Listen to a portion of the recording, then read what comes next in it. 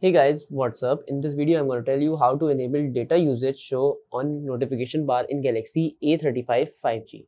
By the way, guys, I'm using A55 5G in this video, but as you know that both the devices are completely same and this method is applicable in both the devices.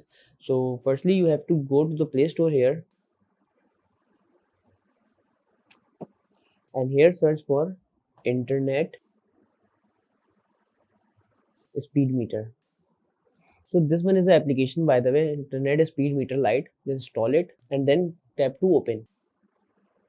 Grant the permission first, allow it, and that is it.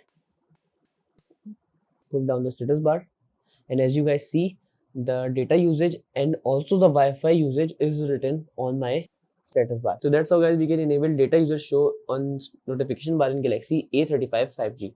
So that's it about the video. If this video helped you, kindly like the video and follow us for more tips and tricks. See you guys in the next video. Take care.